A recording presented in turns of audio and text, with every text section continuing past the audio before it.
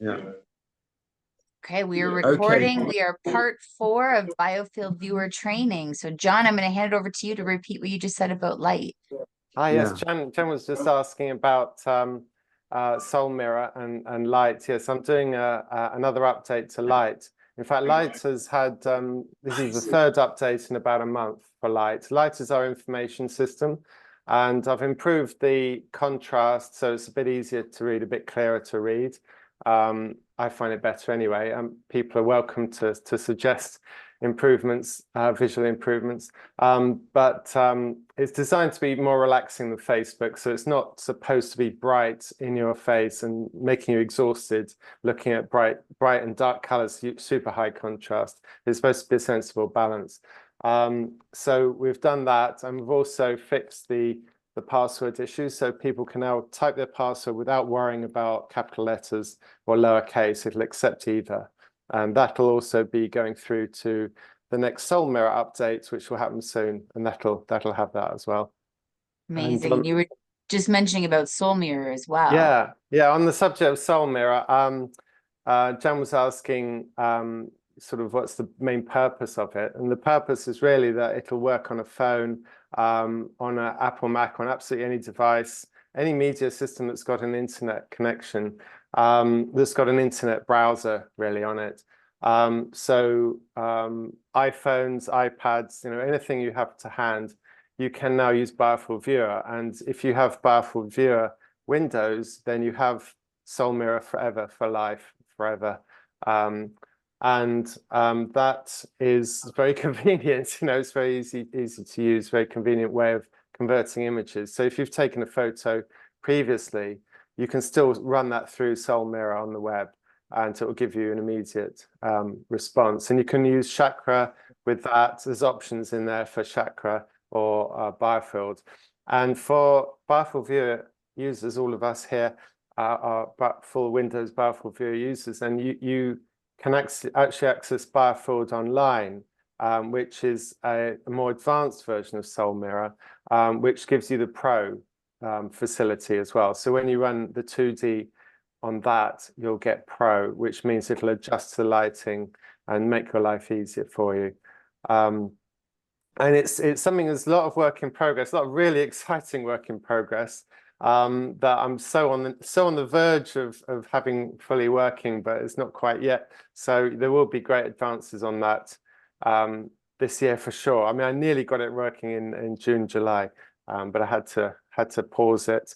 But next time I give it a push, it'll be finished. So yeah, there's a lot more to come, and the idea is to have as much as possible working in that facility of the whole of Biofield Viewer. So with Soul Mirror, we can have other people can take pictures with their phone and send them to us so we can monitor their progress. Yeah, that's right, because there's no software that needs to be installed. So all your clients can access it if you give them their own password, which I can give you a bank of passwords. I mean, at the moment everything's private anyway, so people can't see each other's images anyway. But so you could in theory share your password, but I recommend you don't, because we'll probably advance the software a lot more later, and you might have special facilities available to you within your password area. So I would recommend you issue new passwords for your clients, and you can just talk to me and we'll sort that out. John, can I just add that, I remember probably 5 years ago interviewing someone, and they said, 70% of my clients I see at a distance. Right. And so that was changed. That was the point where John and I realized we needed to make Biofield Viewer available to our clients, that's you, to their clients, so that effectively, you, Jan, could do a Zoom workshop for women on how to avoid burnout. And 100 women all sign up for this course, paying $25, and they each have access to your Biofield Viewer.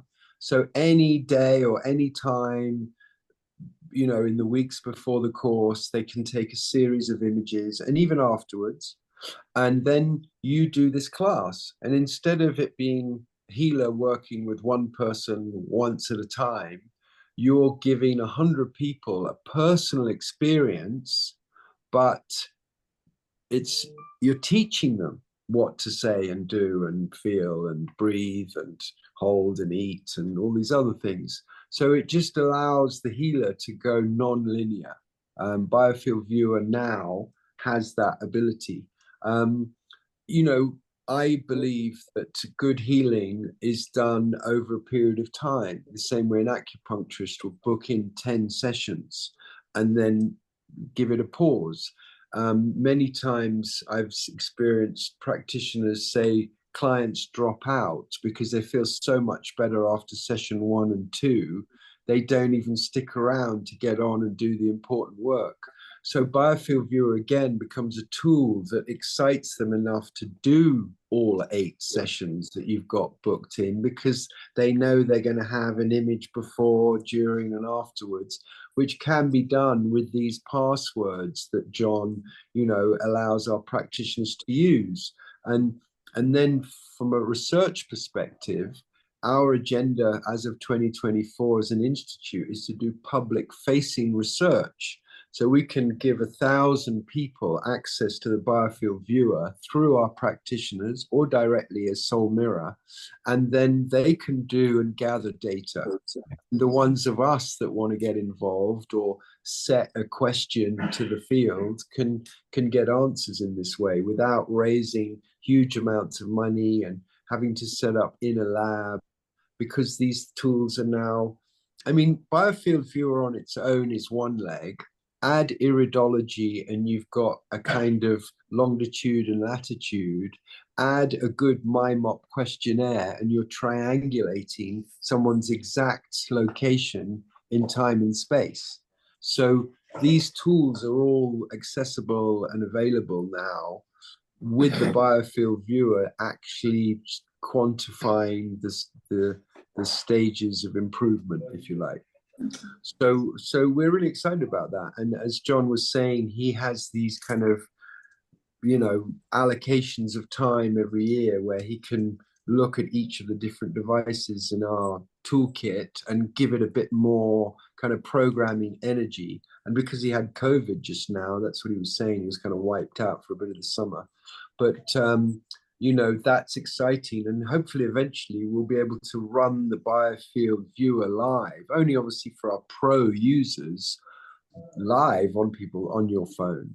At the moment it's all uploading an image and inserting an image, but you know, Biofield Viewer is live, so you know, as long as we've got enough data, you know, yes, bandwidth, and it's, you know, financially viable for us to chug that engine with its use.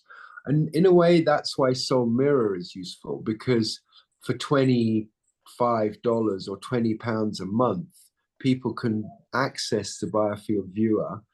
They don't do the training, they don't buy the machine, it's just in their phone to take one picture a day, but even they can have access. So, you know, we feel that this is an opportunity for the professional community to support individual users, and for this 100 years of kind of weird suppression of science to be, you know, sideswiped and sidestepped. So yeah, we're really excited. There was one other thing I wanted to say. Tania has very sensibly created these laminatable crib sheets, and in this class we're just giving 2 of the pages. There'll be another 1 or 2 or 3 as the course goes on, but these 2 you would have received or in the email this morning. But really, Tania, we're going to go through them now, so that, because we've been, the first 3 sessions we've had have been slightly artistic in sense, you know, Biofield Viewer is a tool for doing a reading. It's not a diagnostic template. So we encourage this sense of of interpretation as a reading, but we still have a lot of structure around how we have best practice.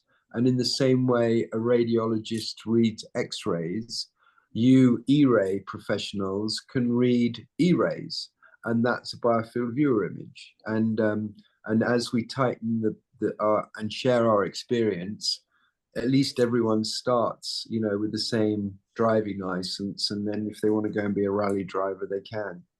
So Tania, over to you. Excellent. Thank you, Thor. All right, I'm going to share the screen here.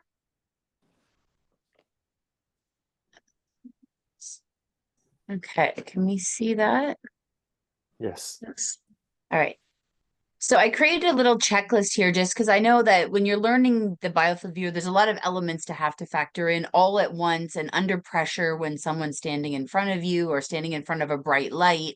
And so I thought this was really a little quick reference guide for us to be able to just make sure that you're hitting all the points.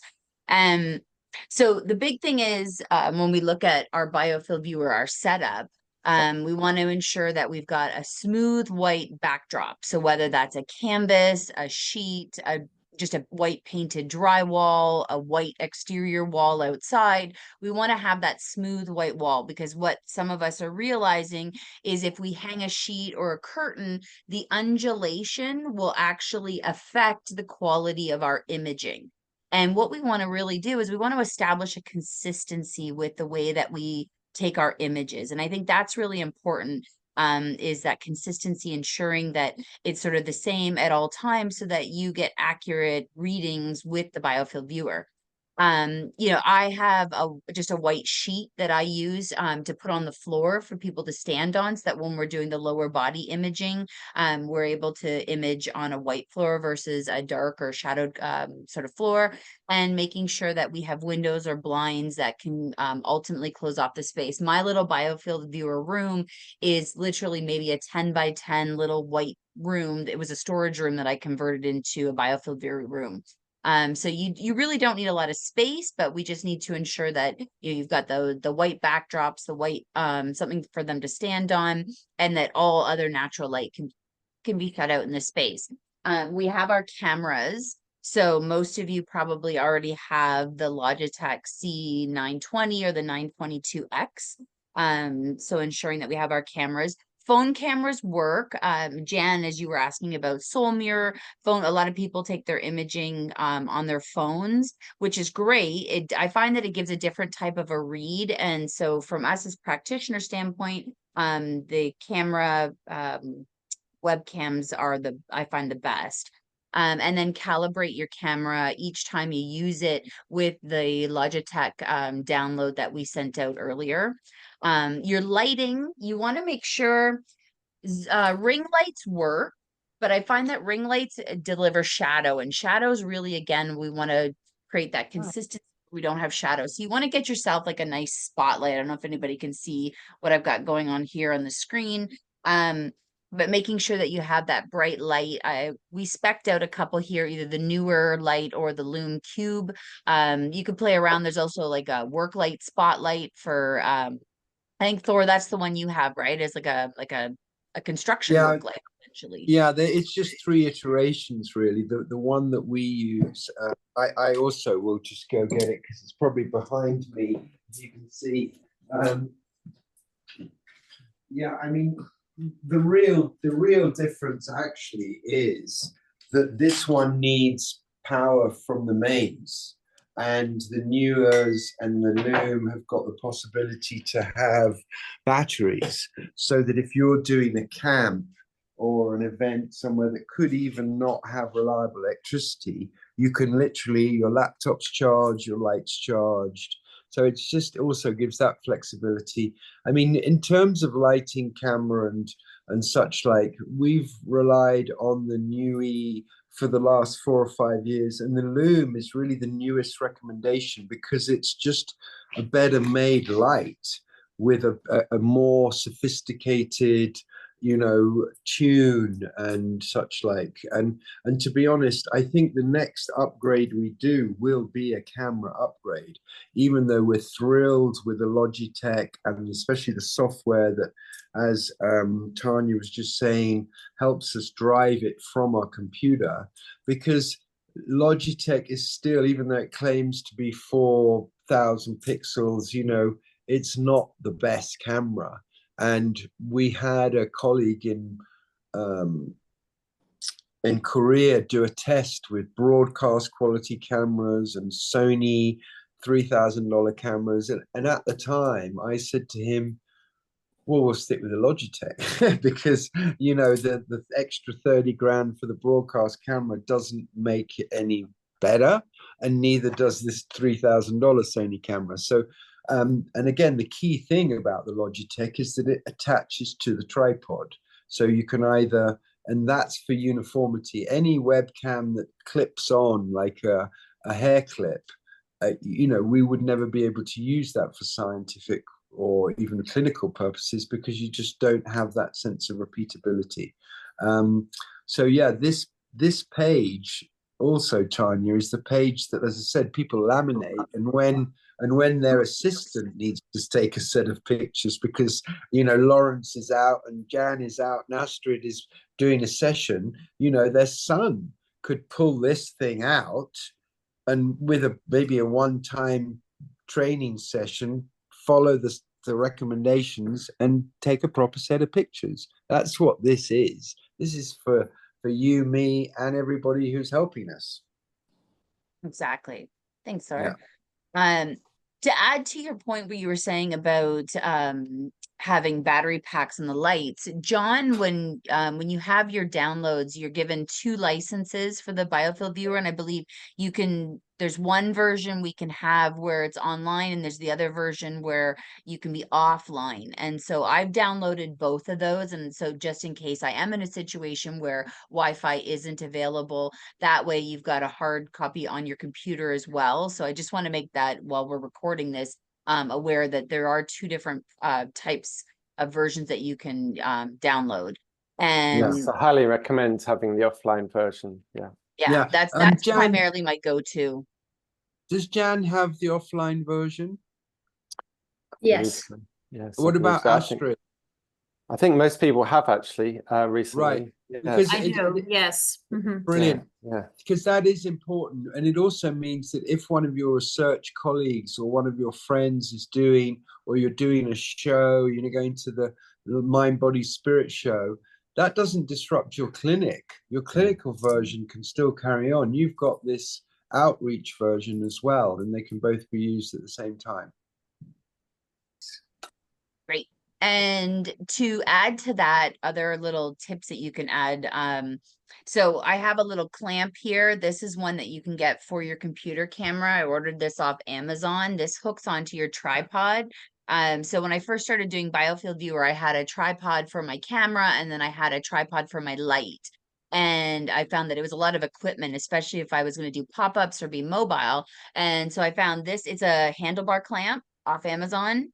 And I know back in the day, I think John and Thor had them custom made for the Biofield Viewer, but now I find that this works. I sort of was able to retrofit it, and that minimizes a full tripod stand and allows you just to have your camera attached to your light right underneath your light. And I find that I get best results by doing it that way. And it allows me to have everything portable in one bag so that if I am moving around, it's really easy to do. A screen recording software is an asset as well. One more thing about that clamp, and please share the link to it so everyone can get one. When that thing is clamped to your light stand, it means you can lower the light and the camera at the same time. Yeah. So when you're doing leg shots, which I have to encourage you all to do, it's much easier than lowering a tripod and lowering the light stand. This device is a 10-minute save on every scan you do. So it's what, $10, $13? 18. I just purchased it, and it's a brilliant investment. Right. Well, think about it. I mean, who are we? John is in England. I'm in America. And we've had a history of immigration and customs people, a place like Australia, sending our machines back to us. And, you know, like in India, our poor clients have had to go to immigration and pay a bribe to get their stuff out of customs, which they've already paid for. So we're just like, right, that's it. We're going completely virtual, and we're going to encourage our clients to get their own equipment, buy it locally, support local businesses. Obviously, Amazon isn't exactly that, but that's there too. And then, of course, if your computer goes on the blink and you bought it in Best Buy, you can go to the Genius Bar or whatever it is, and they'll fix it for you. I mean, we realized, that's John and I, when someone had to send a computer back to us from Australia, and it was like, right, that's it. You know, this is crazy. If we weren't supplying computers, this wouldn't happen. And so this is why and where and who of what and why, you know, Tania is recommending a device off Amazon that's not orderable and buyable off us, because John doesn't want to make a package that could be, you know, held up in the post because of, you know, this, you know, perspective of keeping certain aspects of science suppressed, I believe. Anyhow, carry on, Tania. I'm sorry to interject, but these things are coming up, and this is a recording for our students, and I want them all to know these things. Agreed. And so with that, adding a screen recording software, has everyone downloaded a screen recording software? So what I find is it's really great for reference when you're using one. And when I do live healings, I love to see the phase shift actually happen on camera. But I'm going to go through, after I'm done with these forms, I'm going to share with you a client I worked on this week, and why recording and having the screen recording was such a great asset for me, because I was able to go back and reference something that I actually thought I made an error on, but I was able to clarify that I didn't, because it was screen recorded. So I do encourage everyone, if you haven't downloaded a screen recording software, to do that as well. It's a great asset to record your work and your process, especially as you're learning, because then you can see if you're making any mistakes along the way. Now, when it comes to the light, we want to make sure the light is 72 inches, and that you're always constantly adjusting the height depending on who's behind, who's standing in front of the camera. And you want to get it about chest height. So we always aim for about the heart chakra. And then for lower body, I kind of gauge it depending on how high or how long their legs are. Sometimes it sort of goes between mid thigh to knee area in order to get that nice straight on shot. And you want to be able to get their feet in the image as well. And before you photograph anything or image anything, you want to make sure all your other light sources are off, so that the room is completely dark and we just have the one spotlight on to ensure accuracy and minimal shadow as well. Now, in terms of client preparation, this is a big one that I find that even if you send something out to your client, they'll still show up for their session and appointment without white clothing on and things like that. So you're going to find that you're going to get lots of different sort of variations, the way people arrive or how they feel comfortable. So before your clients arrive, you want to prepare them. You want to let them know the process and what's going to be happening, so that they have an idea of understanding, because Biofield Viewer works best on skin. And so we have to explain that to them, that they're going to have to, you know, be able to take off some of their clothes and be able to show the most amount of skin. So we have to be able to find, as Thor likes to call it, sort of bedside manners around how we go about explaining this process for someone who might be uncomfortable with imaging and having this bright light and, you know, having that done. So we send them out a consent form. I sent that in the email. It's one of the Biofield Viewer consent forms. You want to make sure that they're signing that, so that especially if you're sharing your images here, that they've consented to having their images shared, along with any of your own intake forms or the MyMop forms as well, depending on what your practice is. Plain organic white cotton or light colored clothing is ideal. You're going to see, I'm going to show one, the client I'm going to show after this is she didn't wear that, and you'll be able to see when, you know, when there's black clothing on versus white clothing. We want to tell all of them to remove all metal, jewelry, piercings, glasses, and hair clips as well. A lot of women have their hair clipped back with metal in it, and hair off the face and pulled back. Some people don't want to mess up their hair. Make sure that they know they have to come prepared with their hair, if they can have no makeup as well. Men, we ultimately want, you know, no shirt, white shorts or undergarments, and women, we want either a tank top that they can roll up for the imaging process, or like a white cotton sports bra, or their undergarments, depending on, you know, I have some clients who will strip down and wear nothing in there as well, depending on what their comfort level is.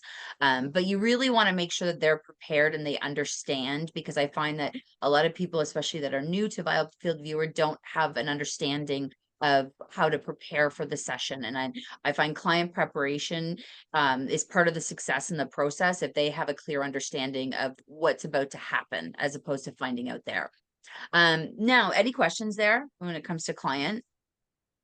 I just call it good bedside manner, you know, making people feel comfortable enough. And if someone presses me, I remind them we're not gynecologists, you know, with stirrups here. This is a very sensitive set of images, which we're even happy to delete completely after the scan. And importantly, the chakra viewer images, you could not recognize the person. And so, you know, if anyone's in the slightest bit shy or quirked out about having their picture taken, just say, well, we'll just do them in chakra viewer then, and no one will know who the heck you are. You know, we have to accommodate. We have to.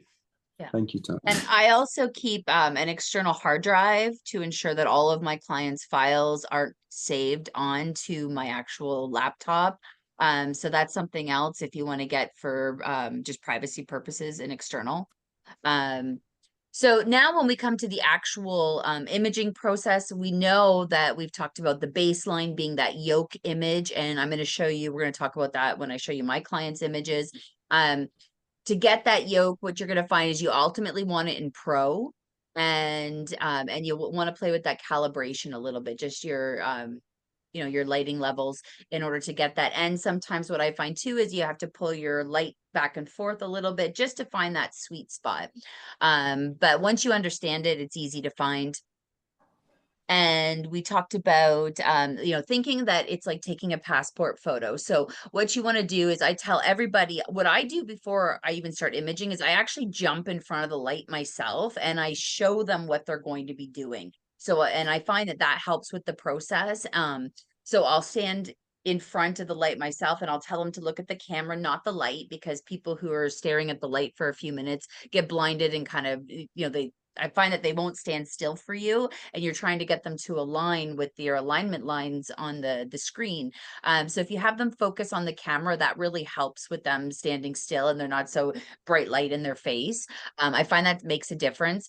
Ask them just to take what I do is I have them go right back to the wall and touch it. And then tell them to take a nice big breath in and exhale and drop their arms relaxed to their side with their knees just slightly bent to ensure that there's good blood flow going throughout. Because you're going to notice if you're photographing with Biofield Viewer, when someone's taking a breath in versus an exhale, you'll actually see a difference in the color. Right. And so if you have it nice, neutral, relaxed exhale, you've got consistency going throughout your imaging, so that way someone's, you know, you're not taking a photo of someone maybe holding in their breath and then exhale, because you're going to get different results that way. So again, it's creating that consistency in the imaging process.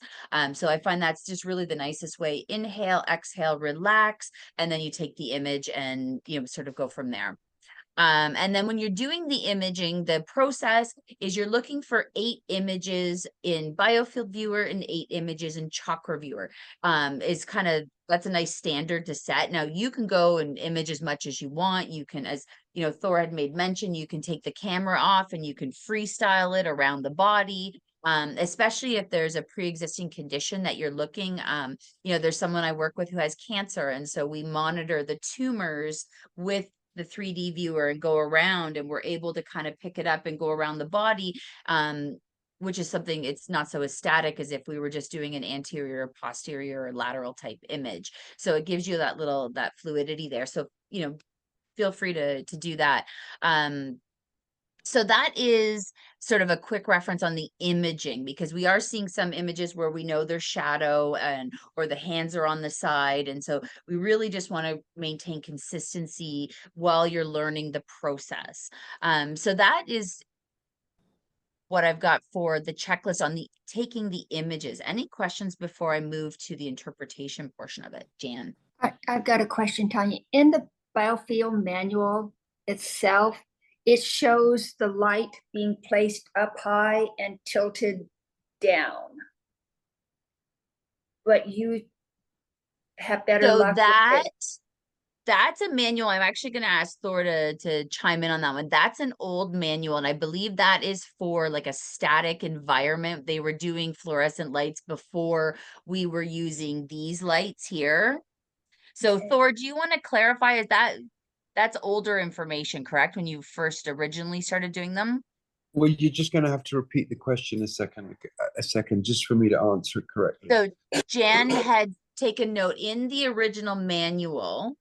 For the Biofield viewer, you have an image where it's a fluorescent light hanging on about like a 30-degree angle from the ceiling in a controlled environment. That was made prior to these types of lights coming out, correct? Exactly, yeah. But the thing is, a lot of our clients still use that type of light.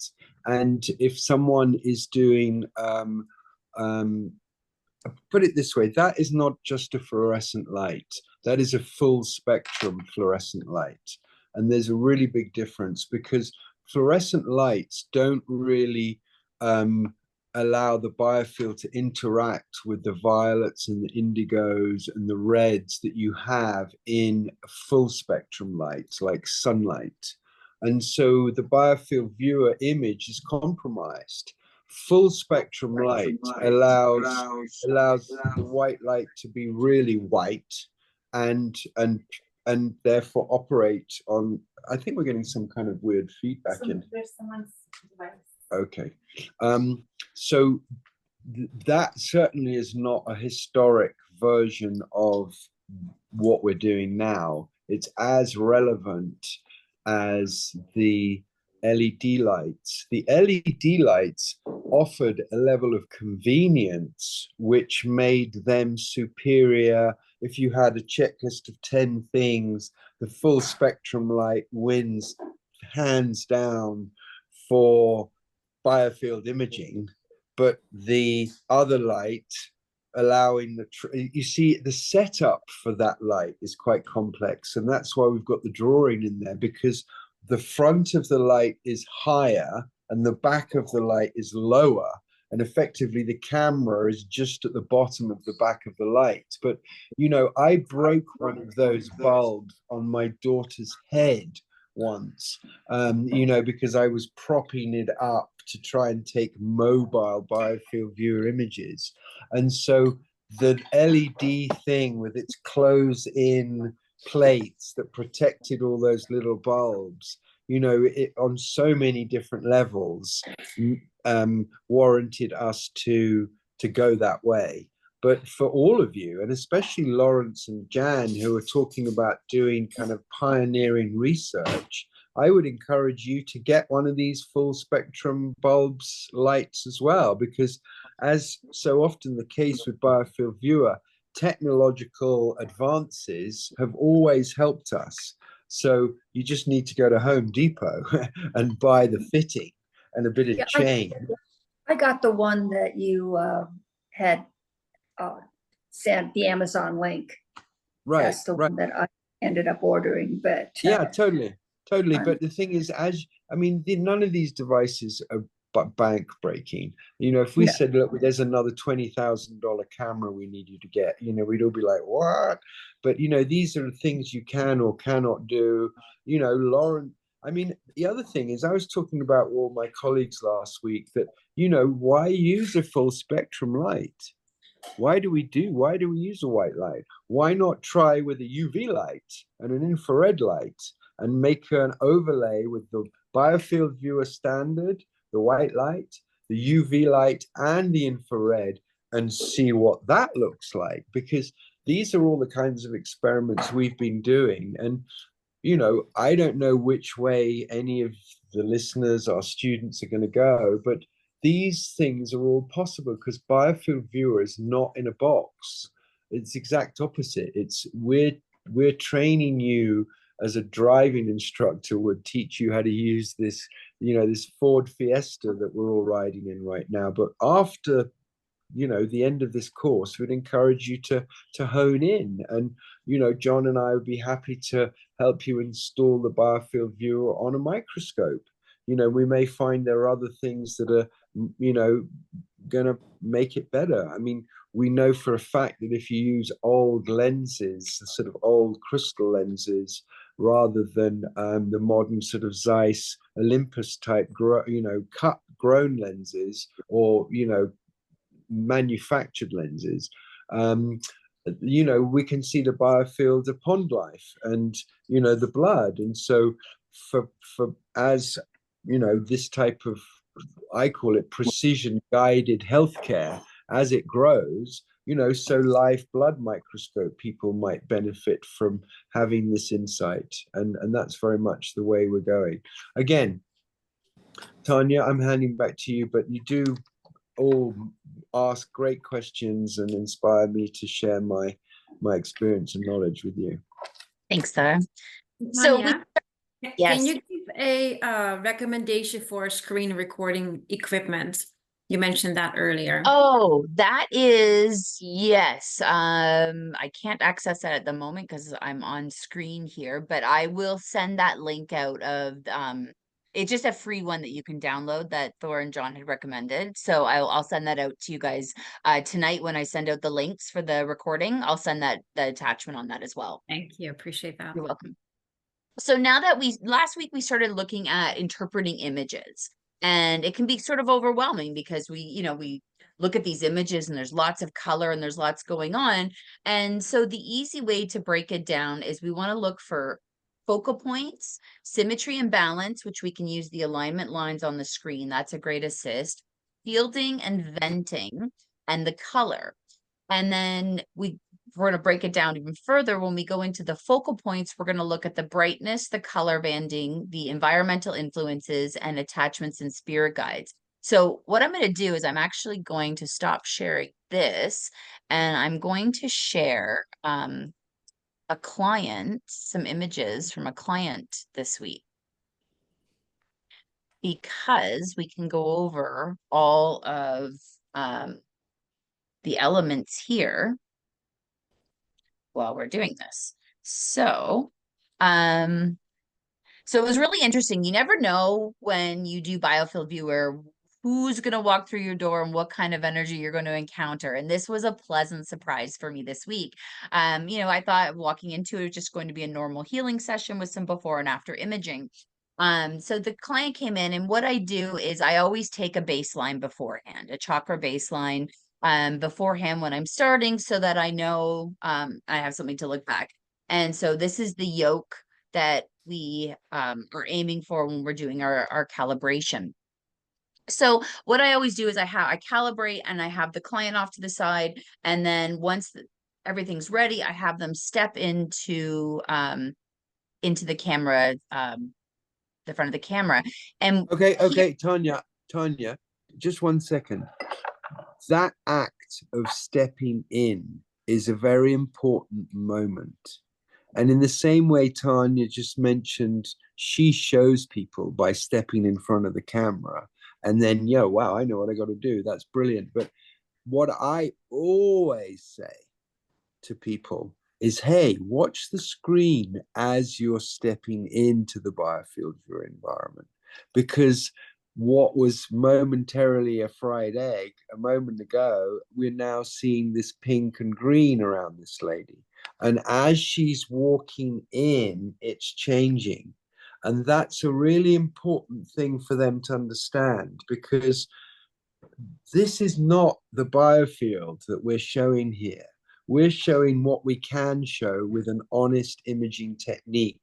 which is the relationship between the light emitted from the body, the light shone on the body, and we make it visible with colors that are in the range of human sight. But there's a lot of other stuff that's going on, and we don't want to pretend that we're showing everything. That's for sure. But we're very confident that what we do reveal is of huge import, especially in the modern day of the need for integration of healthcare. So that moment when they walk in is the moment they get it. So sorry, Tania, I didn't want to paper over that very important No, moment. and you're right. And it's interesting that you said, I'm going to go off on a side tangent for a second. At a trade show, if you have an opportunity to do the Biofield viewer, what's really amazing is you can bring, or it doesn't even have to be a trade show, but that's where I've done it, is you can bring other people into the screen as well. And I've had a lot of fun with this with couples or family members when you're doing these types of events, because you can image them and then you invite their significant other to come into the screen and you can see that shift as well. So that's just a fun thing to play around with family and friends, is almost doing like selfies with the Biofield viewer, and you can see the shift. And I've seen it time and time again that when the woman enters the image with the gentleman, bright yellow comes onto the screen. And I've seen it time and time again, and I've seen it with family members, like mother, daughters, and kids as well. So it's amazing to see that collective energy shift when family members come together. So I encourage you to try that as well, multiple people. So back to this particular client and why, so when I looked at this image initially, and as we talked about last week, instead of just looking at one image, we kind of look at all of the images at once. So I do this with a full set of imaging. But the first thing I would say, my focal points would be her third eye, her throat chakra, and her solar plexus. Hang on, Tania. Why don't we invite Lawrence to see what would be the focal point in this before image, sure. Top left? I was going to go first and then hand it over to them, but sure, we can jump right in. No. By all means, I'm not expert at all about this, but you can see the third eye is really got the more intense layers of color and form, and it's smaller than the throat area, the thyroid. Yes. But it has more, I think, more intensity for some reason. But my eye was more drawn here to the throat initially, just in terms of focal eye point. That's perfect. That's exactly it. The focal point in Biofield viewer imaging is the point that catches your eye. And the reason why it's so important is because we've evolved for thousands of generations knowing all this stuff. And so Biofield viewer just allows you to connect with what you already know. Lawrence's suspicion that the throat chakra and the brow chakra, I mean, someone who didn't know what we were doing would look at the bra and go, why is that all pink? But we all know it's just artifact. And so we're discounting it from being the focal point, even though it may catch your eye first. This is why the training, Tania's brilliant cue sheets, these opportunities are so exciting because it brings it all together. And so when you take a set of pictures, you can go, I know what to do. What's interesting to me is if you look at the green ring behind it, seems to bend down around the throat chakra. And that's kind of part of what draws my eye there, is not just the spot itself, but the inflection or deflection of those rings. Right. Well, when you're doing pictures yourself and you wonder whether that drawing down of the green ring is the shadow of her head or something significant like energy somehow needing to be drawn into the throat chakra, get the subject to stand 6 inches to the left and 6 inches to the right, or a little bit back, and you'll see what's real. And as Tania said, once we get the fried egg, we've got our sweet spot, the Biofield viewer environment is set up, and we can trust to take the pictures wherever we are, whether it's in the foyer of a hotel or in our own lab. Okay, so Jan, what's catching your eye in the picture below? Well, I need to readjust this because your picture is right in front of that picture. Yeah, I'll show you. So no, I'll just turn it off. Well, obviously the area in the solar plexus. What is this the healing that Tania did the before and after? Right, exactly. Okay. So we're now looking at, wow, look at how bright the solar plexus is. That's catching my eye now. Exactly. Well done. So a couple of things I want to point out here. Yes. So I want to point out, so focal points, yeah, so I went for the third eye and was asking, so how I started is I always start at the head and work my way down. So I went for the third eye, noticed, and so the first thing I asked was, any headaches, migraines, or teeth clenching. She's a clencher. So we can see that hot pink sort of line run down into her teeth. She said she didn't identify with any dental problems. But even in the after, we still have some red there showing. So I'm still not convinced that there isn't something underlying. Her throat, when I see this and I see that bit of red pooling on the chest here, my first question to her was, are you speaking your truth about matters of the heart? And seeing that I could see that her solar plexus had a lot of congested energy, I knew she was worried about something. And so so those are how the questions I just started asking questions about, are you speaking your truth? Is there something, is there grief in your life, and are you worried about something and you're not speaking up? Well, that's what it was. She had a lot of worry. She wasn't speaking up about her worry. She wasn't speaking her truth, and she was hiding it. And we could even see it when we look into her posterior images, the shielding that is happening on her back as well. And she had a lot of stress. So I did a lot of work, and you can see with the before and after, on her vagus nerve and helping her with stress and anxiety, and really so a lot of hers was emotions that we were working on, but you can see the profound impact of an hour of energy healing, being able to remove the emotions that we were dealing with. And so that's where I started with her. I noticed that around her banding on the Biofield viewer, see how there's that speckles? So her banding size is nice. And we've got the green and the blue, which is optimal to see around her, someone especially coming in off the street. But that speckling in there sort of also indicates to me that there's some stress. And so that's a really great way to be able to see that when you're looking at your clients. And so I don't know if I would go as far as calling that venting. I would have had to have done a few more images, but that could be an indication of, like Thor was saying, like venting almost coming from her throat chakra because she wasn't using her voice. So what I found was really interesting was after the session, I bring them back in and we go through and turn the bright light on again to do some imaging. So after the session, I had calibrated the camera, but I didn't take a picture of it. And this is really interesting, and why having the screen recording software is so handy, because when she stepped back into the frame, she blew it out. Like you can see that overexposure there. And I actually thought I thought this was an error on my behalf. I didn't think my cameras were calibrated. And so that's how I ended up going and taking the chakra baseline after image to see, no, you know what? I do have the yolk in there. I absolutely calibrated my cameras.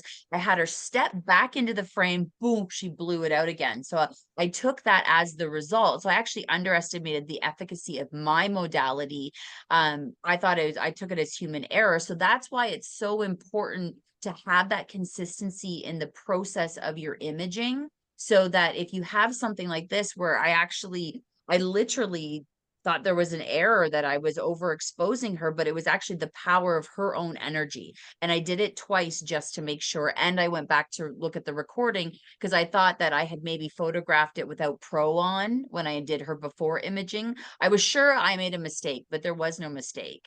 And so that's what I find is so fascinating. And it's like play. And I feel like a little kid when I'm using the Biofield viewer, because you get these results, and I wasn't expecting to see such extreme results. And but we and this did. was This was just yesterday. Yeah. So exciting, not that, we're not digging up a case from 6 months ago. This is fresh, real, live, the latest version of John's software, the version you've all got, the experiences Tania's having, you're all going to have tomorrow. So this is real, and I'm totally stoked that we're able to go through it on this level together, because in an hour's time, that's us halfway through this training course. Tania's going to Peru for the last 3 weeks. So our breakdown of the course is lab work for the last 3 weeks. We're gonna become a research science lab, all of us. And hopefully it'll give you lots of clues about how to analyze the images and how to turn a biofield image into quantifiable data. So we've only got 2 more sessions for you to have the chance to go through images. So why don't you take proper sets of yourselves over the next week and benefit from our expertise in the next week or so? Wear a bra and a panty because someone else might see those pictures, but definitely take advantage, even if it's a mum or a sister or a child. Be mindful of that. And even though we are doing this as a course in this format, we're not putting the phone down. For the next year, as you have cases that are anomalous or deserve further inquiry or discussion, we're all here. John, maybe from a technical perspective, and Tania and I from just interpretation, how to, and such like. Sorry, Tania, these things keep coming up, and they just feel right to jump in and keep it juicy. So the next slide you've got there is. So the next slide, so I've got that. So what I wanted to show was, this is how I do a layout for my clients. Now I use Canva. I don't know what programs everybody's used to using. Canva is great because you can get lots of different, templates, and you can put your own logo and your own branding on it. Because I find clients really do want to see their imaging, right? And especially depending on what your practice is, if you're doing before and after imaging, or you're just sending them a before image and then you're sending them off with homework to do or follow-up sessions or whatever it might be, it's really nice. I find that people really want to see their images. So if you can find a way to, format and have a drag and drop kind of thing, it makes the process a lot more efficient at the end of a session. You can take 5-10 minutes, drag and drop those images in, save them into a JPEG or a PDF, and then issue them off to your client so that they have them for their records. And if you do it properly, you don't ever need to spend a single rupee or dollar or pound on advertising again, because people go, here, look at my phone. So although Tania's right, it's great to make a PDF and to send those as attachments in emails for the next appointment and such like. Please do not get a printer and print them, because printing ink is the most ridiculous racket on earth. And I really don't want us to get involved with that at all. Much better to let people have them on their phone, and they can show their friends and they can TikTok them. And if you're smart, you'll hashtag your clinic, share the photo, and we'll take your cat and dog free when you come next time, whatever it is. There's all kinds of ways to make this appropriate. But from my perspective, this is smart family doing preventative screening. That's what this is. We're not necessarily just seeing people who are chronically ill. We're encouraging anyone in the community to come and have a look, because we might find something that is really important to address now, and not expensive or dangerous to do so. And that's why prevention is the cure. Tania, carry on. No, well, I think at this point I'd like to invite Lawrence had sent me some beautiful before and after images. I don't know if you want to share those Yeah, or definitely. anybody else want to share, and then you guys can take turns on interpreting. I think I've spoken lots. It's time to hand it over. Yeah, I mean, there is another aspect, Tanya, is that you and I, because I've trained you, are very much focused from the chakra perspective and the emotional body perspective. And last week with Token sitting here, she was jumping in with, yeah, but in that image, there's the, the small intestine meridian, and you can see it binging up the whole way from one scan to another.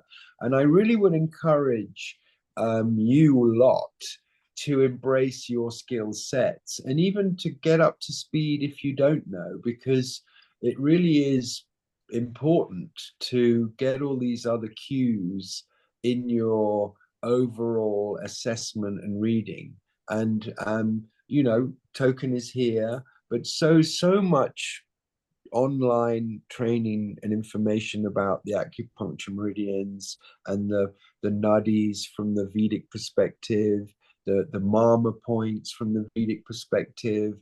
Then you can look at the assemblage point and what that means in terms of the different sort of psychotic profiles. And all of these things are in every image. So, just because Tanya and I are doing focal point, potentially being a chakra or a block or a shield or a vent on the biofield, to one of our other students, it may be the large intestine meridian. And there's just, it's undeniable. And if they point it out, of course, but so that you've got to have that hunger to get fully kind of equipped to give someone the best interpretation and potentially save lives, certainly save them huge times off work and expensive time if we address things early. So I think that's the really beauty of what you're doing, Thor, is that it allows the Biofield viewer allows all of us to sort of, I guess, harmonize our modalities with the Biofield viewer, right? So like Token, like you were saying, she likes to use it for the meridians, and that's what she sees. I am an energy healer. I have no business in doing any type of medical diagnosis, so I stick with the energy centers. If they come with a pre-existing condition, I can look at it, but I'm not going to talk about it or touch it with a 10-foot pole because I'm not qualified to do that.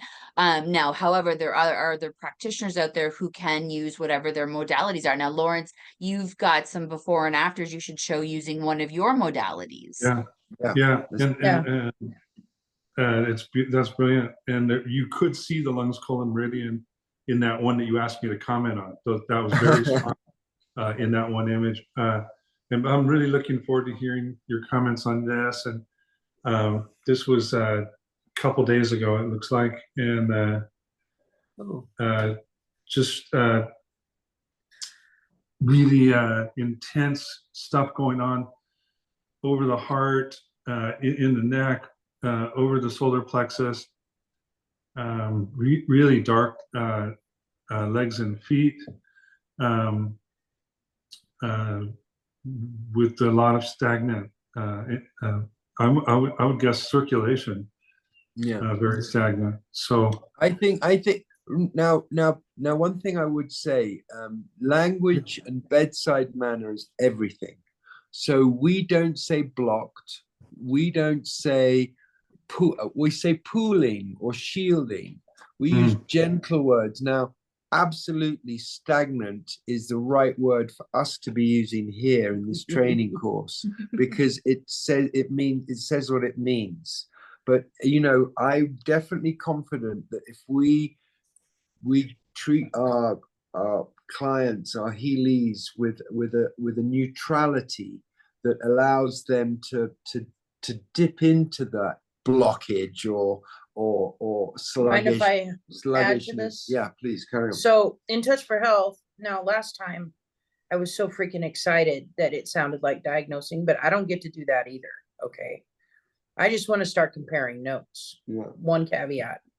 And then as for the language, it is important on two fronts.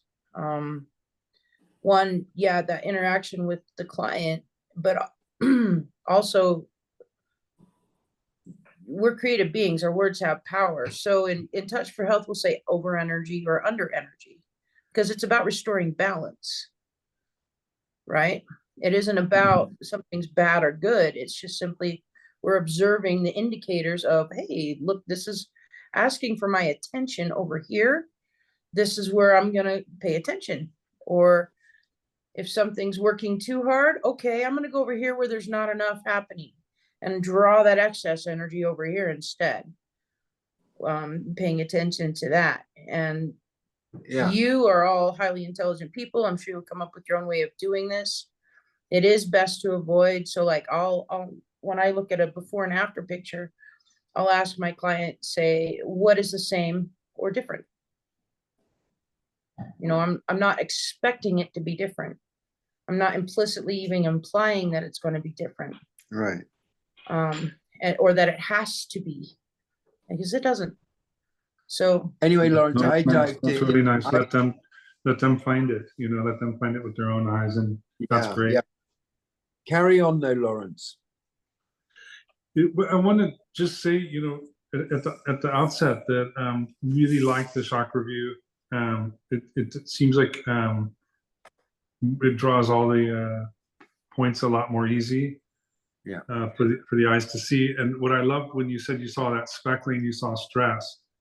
So in the normal view, there's a tremendous amount of speckling. I don't know what to honestly to make of the massive amounts of different colors that are all speckled here, but I called it stagnation. You know, that was the first thought. Yeah, this is very common. It's. I mean, this is an older lady, so you know we could understand this could be something more of a kind of energy flow issue. She could be kind of.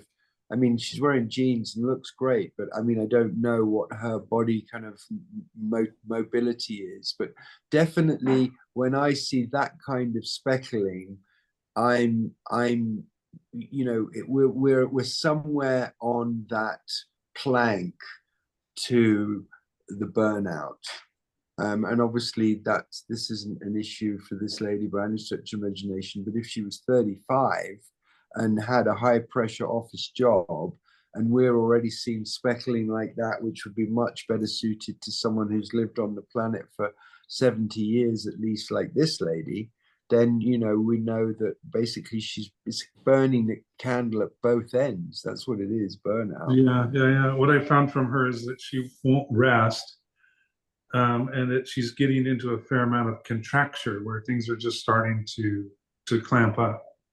Right. Yeah. But a really saintly, wonderful soul also, with that all those white pixels jumping out where originally they were yellow. So I say to people, wow, you're brightening my space. You know, that's what she's doing. She's brightening our space. She does give a lot of herself every day, all day. Yeah. And we laid down a white cloth to get a view of the feet. And then this had that really fuzzy edge that you were talking about that happens when people get kind of protection around them from being in the city, or have lots of exposure to waves, or don't have the clarity of the boundary. Yeah. Sometimes you can completely not see someone's entire shoulder, and on the other side you've got this sort of basic line of the shoulder, and it's just completely gone. Sometimes that's a really beautiful thing, but generally it could mean a sort of imbalance in the energies.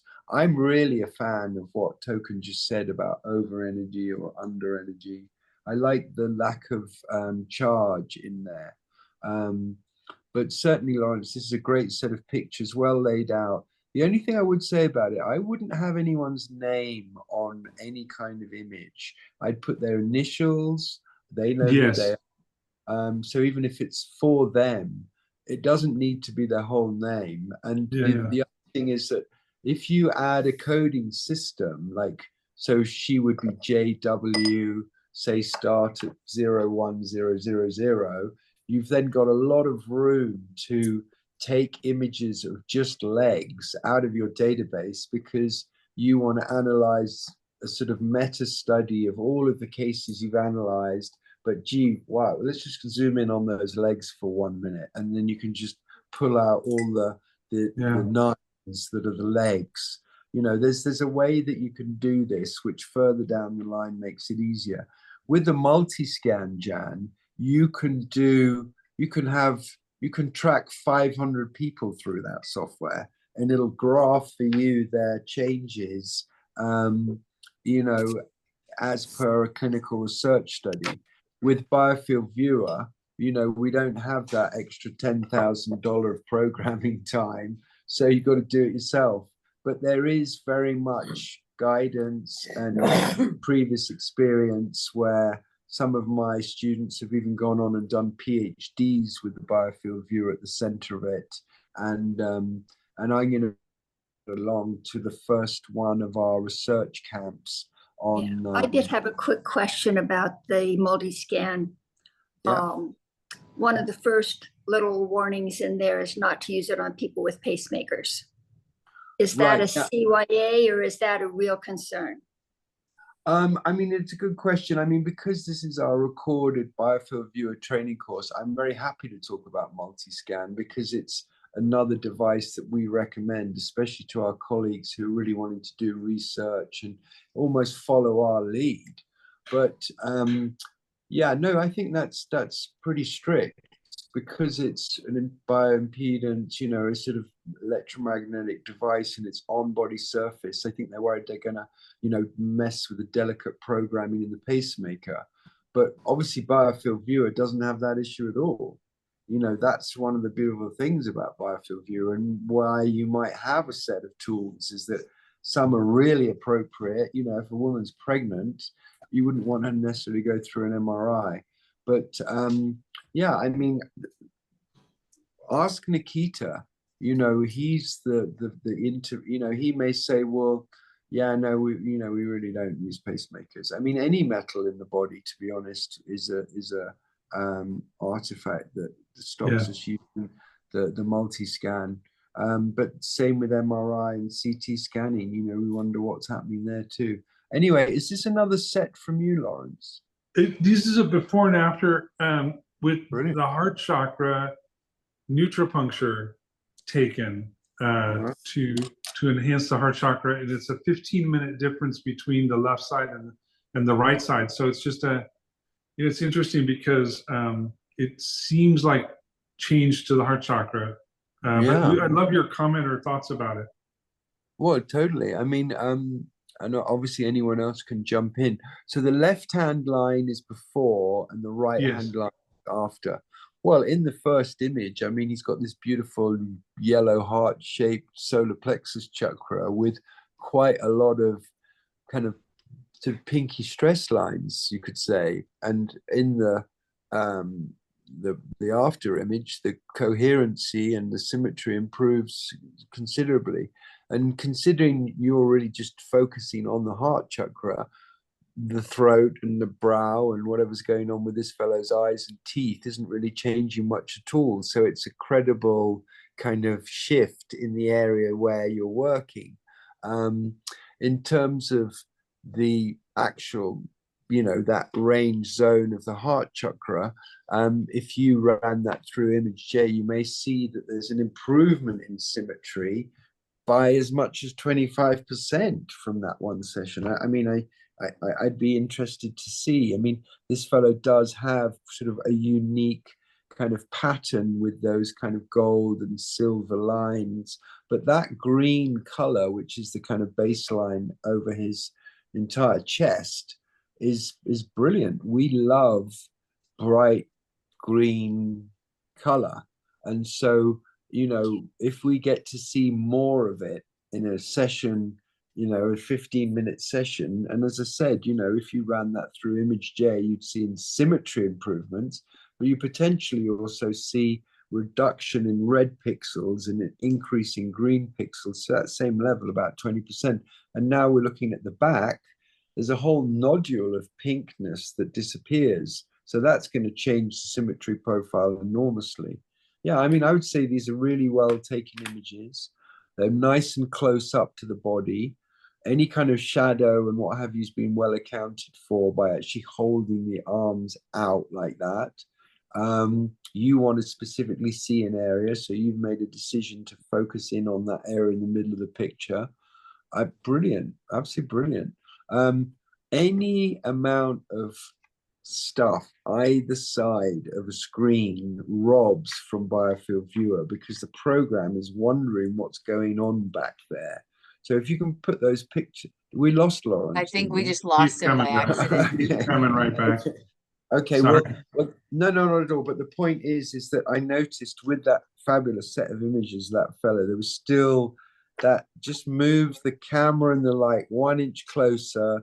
You'll have only white in the background, and then you'll see much more detail on the body surface because the program is not wondering what's going on around the side. John, am I speaking nonsense? Voice. Can you put your audio on, John? Oh, John, So I'm chasing the button around the screen. It keeps moving as I try to press it. Yes, that's absolutely right. It's a scientific instrument, and it tries to do its best with what it's shown. So that includes everything on the screen. So yes, if you reduce the distractions to the program, it'll focus better. Yeah. And that really is a key thing for comparing images in the future and for meta studies where maybe all 20 of us are all contributing to one study. And so they're multi-location scanning. We need all the images to look like they're all taken in the same place. You know, when our clients use Soul Mirror, gee, they've got a pass. But when we use it, you know, let's get it right. So that then when, you know, the government says, you know, holistic healthcare is a sham, we can go, no, it isn't. Have a look at this. You know, we can prove it with the kind of tools that they need to see what's going on. Yeah, and I've just been doing a very important reminder for myself about the sort of latest science on the meridians. And this is an appropriate moment to let you know about the other things that we're doing here at the, you know, the Center for Biofield Sciences.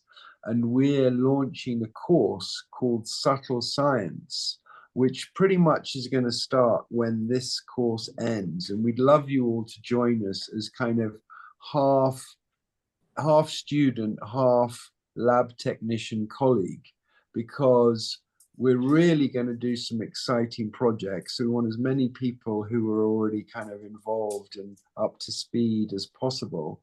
And, you know, these things are important. You know, for 45 years, the physical research into the meridian structures known as Bonghan ducts was suppressed.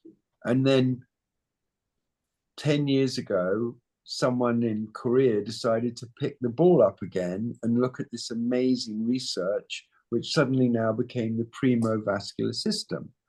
Whereas if you go to the NIH site, there are these rather fugazi research papers which pretend or portend to say that they're meta-studies of research, and they're basically poo-pooing the whole idea. And I'm sorry, we need to know. If the premovascular system is a newly discovered organ, but all of the people who've ever done research with it say it's the meridian system, we need to know this, and we need to stop it being suppressed, because if acupuncturists and anyone working with the meridians has actually got an organ made of fiber optic strands that are so tiny they've had to wait for modern technology to see them, well, yay ho, let's not let them get diverted by the oncologists who want to inject radioactive substances into these channels, saying that they're not the meridians. What on earth are you talking about? You know, it's just not acceptable. And so our course is a putting of wrongs right. Another example of what we're going to be doing is creating a 3D model of the human being, which includes the skeleton, all the viscera, the skin, the innermost layer of the biofield, all the other layers of the biofield, going all the way up to the solar system and all of the stars. They're all going to be in this interactive atlas, a kind of upgrade to the rubber chakra man or the rubber acupuncture man that some of you may have in your offices. And it's interactive, so you can drop your own data into this interactive three-dimensional template. So you can add your birth date and your star chart, and suddenly you'll have your human design. You can add your biofield viewer image in, and that'll populate one of the layers of this graph. And again, it's a tool which is going to show how the meridians and the nadis are the same or different, why they're different names, why everything seems to be so separate. And, you know, I feel with the biofield viewer and to a certain extent the multi-scan, you're now equipped to do this kind of work. I think, okay, you've got your own practice. This is a, you know, family business, but big picture, we must also contribute. And, you know, we may be able to add the slingshot of David to the brow of Goliath and allow people to really bring care back into healthcare rather than just, you know, chemicals and you know, long-term solutions which seem to be so geared towards the other and not the self. So that's why I want to mention this course, because I'd love you to join us. Because we're mathematicians and physicists, the course fee is 3.14, which is pi, so $314. But it's going to be $20,000 worth of fun and games. And if you are thinking of doing research, then, you know, Angela's a physicist from Stanford who's had experience at the leading edge with new imaging technology and DNA. And now here she is, having integrated her spiritual urges with the scientific urges to stamp her level of excellence on this course. And obviously she's sitting in on the Biofield Viewer course as well, because it makes sense. But, you know, this is the next generation of enlightened scientists who, again, want to put wrongs right. And I think it's going to be brilliant for the whole world, not just for us and our clients. This is a big deal, and we feel empowered to do it. So that's why we are. Awesome. We'll be there. Yeah, brilliant. Has anyone got any more pictures? I do, actually. And I have the recipient of the pictures right here next to me. Wonderful. My darling. It's my beautiful daughter. Hi. Hi. This is Yaida. Wonderful. Nice to meet you. Let me share my screen. Thanks for patiently waiting off stage, my dear. Of course. All right, here we go. I hope that shows up all right. Yeah, it's fabulous. Wonderful. And like I said, well-taken pictures have someone right in the middle of the picture, not way off in the background. So these are brilliant. Lots of it. Are these before and after as well? No, they're just before. We have not done any yet. Okay, so chakra on the left, biofield viewer on the right. Okay, correct. So can I start speaking about these? I mean, maybe, yeah, I think because the young lady's here, I think we should give her the best we can do. So if Tania and I interpret these pictures, then we'll ask our students to comment with things they notice, especially Token and her meridian studies. Now, one thing I would say is that when we see a difference between the biofield image and the chakra image, that's really important, almost more important than anything else. So when we see a shield over your heart chakra in the chakra viewer that's not there in the biofield viewer, that's brilliant, because it means you don't have a physical heart problem and everything's totally fine physically, but you're shielding because some guy's kind of onto you and you're not quite sure about him. You know, much easier to deal with. It could be a series of guys have confused you, and so you've got your shield up, you know, all the time, and that may be something to discuss and to analyze. But it's such a small little shield, that pink apple-sized, that it feels like you're doing it, to be honest, and that's a good thing. That means that you're aware of your heart and who's going to be get to play with it.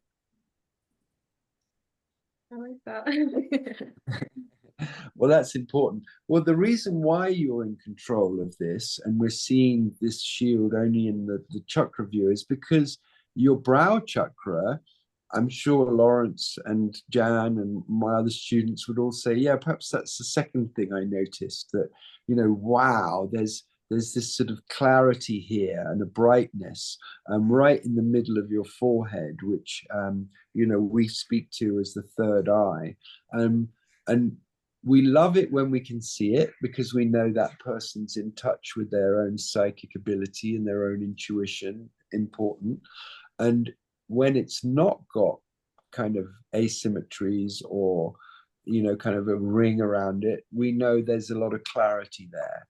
And so we know this person trusts their own intuition. It's all very well having intuition, but if you don't trust it, then, you know, it becomes a bit confusing.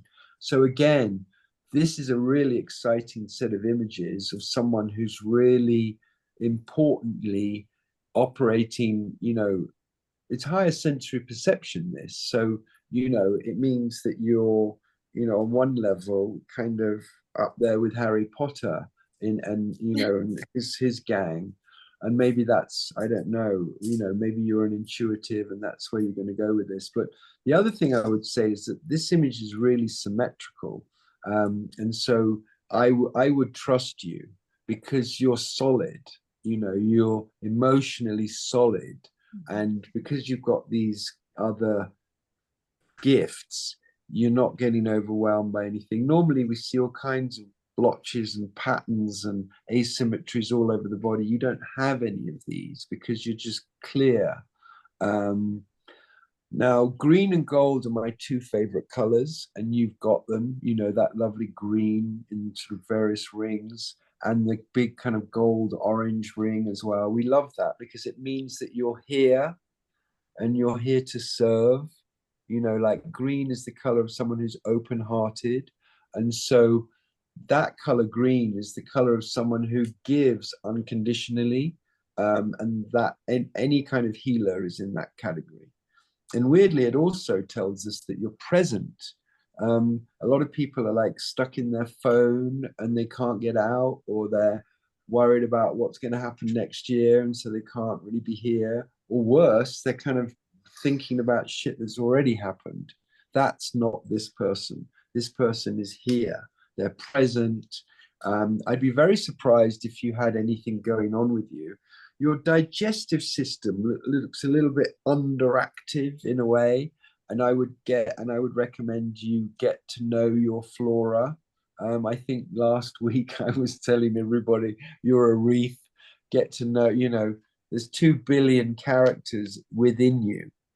They were the first people to teach you telepathy, even before your mother did. They're the ones that get you to leap out of the way of the speeding guy when you're on your bicycle in the cul-de-sac, because they have a vested interest, a kind of symbiotic interest in you being healthy. But they're also very sensitive. So if you don't eat regularly enough for them, forget for you, for them, they're going to start going acid party on you and like kind of sucking your energy a little bit and going, come on, girl. And the other thing is, we've learned recently to eat right for our blood type. And so you may be an A+ or an O type or something, and then there's actually foods you really do need to eat. And that's maybe what we're seeing here, is just this sort of sense of you being so much in your fucking head, you're forgetting to eat sometimes. That sometimes doesn't it? The little microbes, they feed on each other when you don't put food down there. And that's what you're seeing.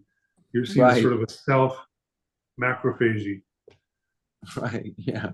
Yeah. Well, pineapple does that to me.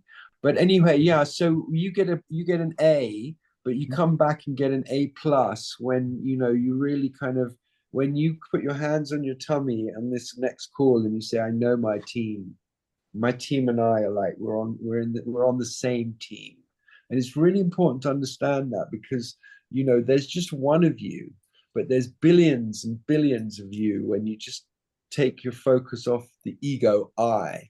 And when you accept that you're an actual mob and treat yourself like this mob and drop this I, everything starts making a lot more sense, including this kind of relationship with nourishment and self-nourishment.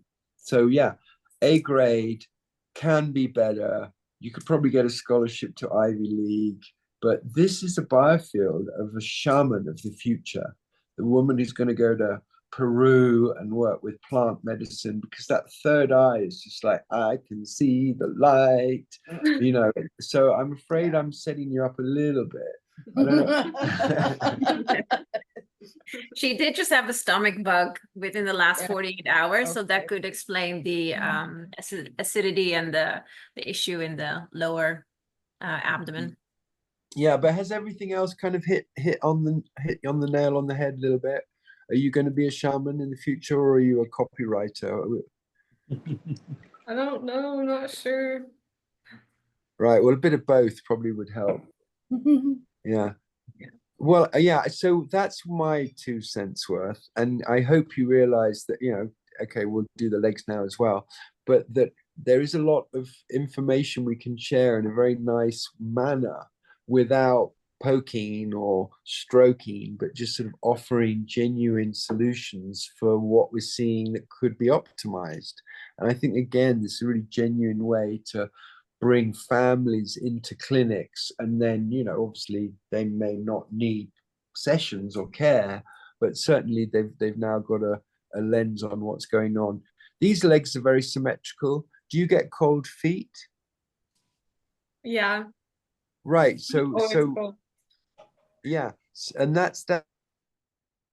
Are you a dancer? I mean, do you do lots of things with your body? I used to do gymnastics a lot, but I haven't really done that in a Right. What's stopping you from doing all those things now? Are you very busy with something? No, I don't know. I just don't do it anymore.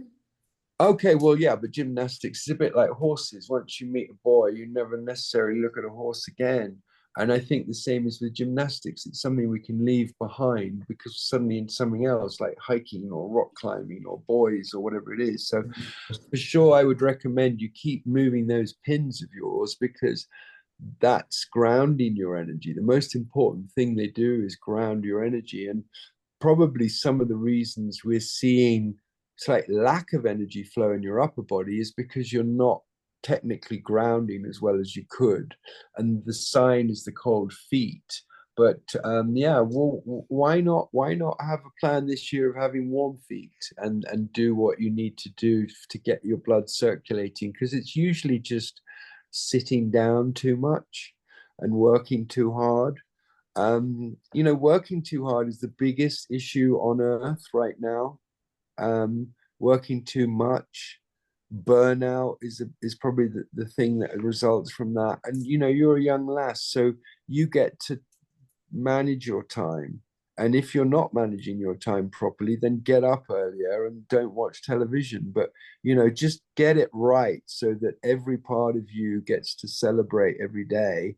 And people like me don't get to say to you, hey, you've gone wayward, you're off piste right now, you're in the trees, get back into the lane, and then everything can work in balance and harmony, and you won't bang your head or break a tooth or do something stupid or make a silly decision, because your urge is to be present, and your legs are saying, I'm not getting enough energy flowing up and down me.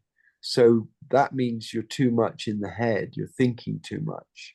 And so I would say, if ever you find yourself thinking too much, watch a breathwork video and take the dog for a walk. You know, it's really important that you think with your body, not the beans are not in the can. Your consciousness is in your fingertips, it's in your toes, it's in your yoni, it's in your hair, it's in your soul.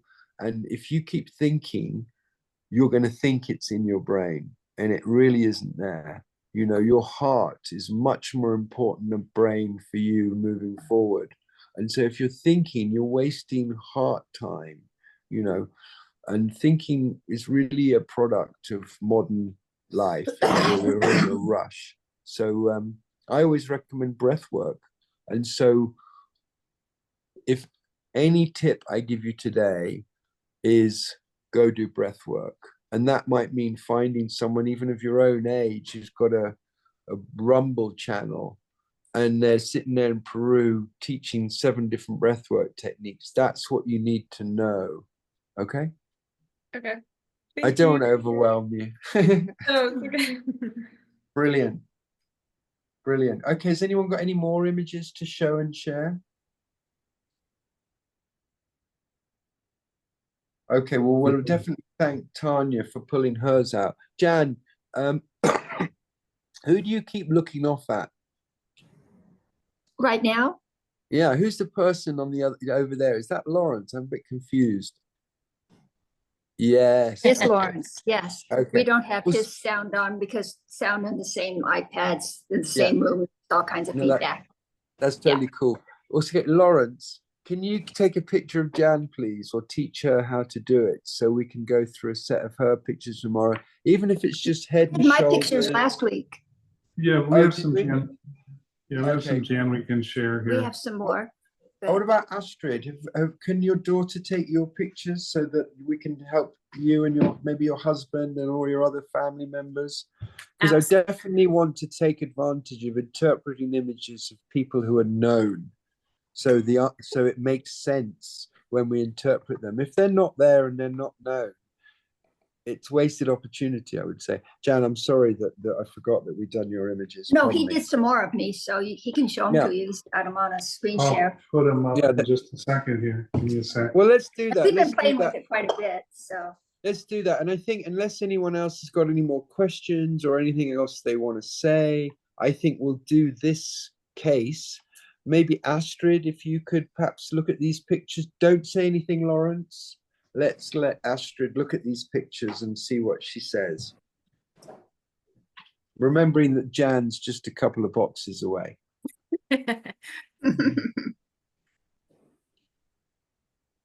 All right, so the first thing that catches my eye is actually the beautiful colors on the chest. Here.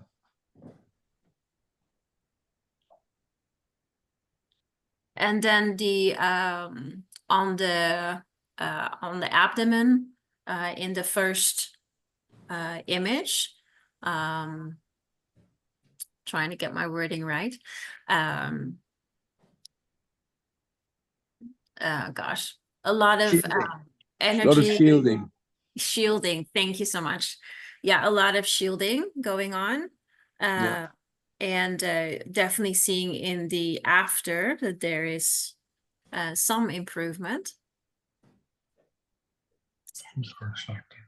Also seeing, of course, shielding in the lower back, which would lead me, if you were my clients, I work with pain and inflammation and acute and chronic pain and mental health, in using frequencies to mitigate pain. So I would say, hey, what's going on with your lower back?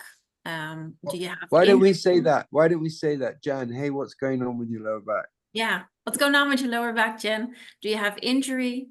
Are you sitting a lot? Yeah, very stiff. Keep kind of walking. I've got a little stiffness, I suppose, in my hips. I don't have pain in my lower back. Okay. I don't have, and this is before and after the same heart sequence. This is this is a different sequence.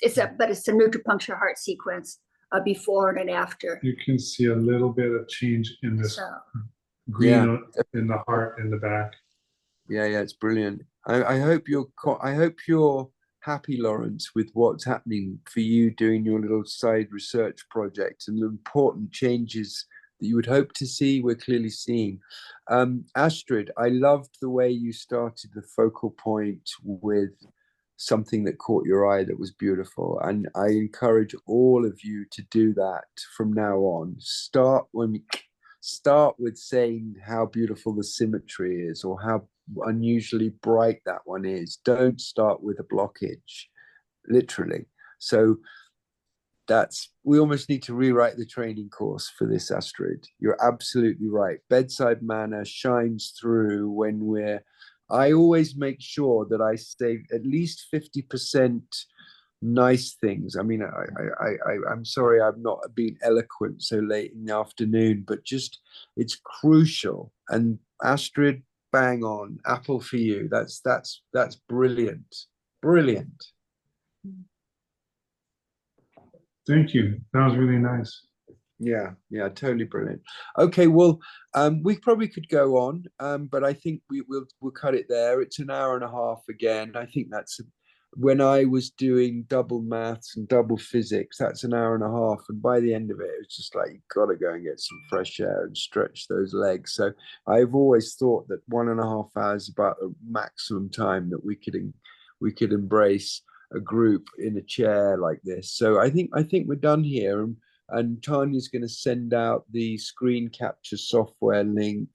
There's many of them. And so it's almost worth looking up which is the best free screen, because I actually pay one now, because then I don't have to have that logo across the screen like a kind of, like I don't even know what they call that thing on a piece of paper, watermark. Yeah.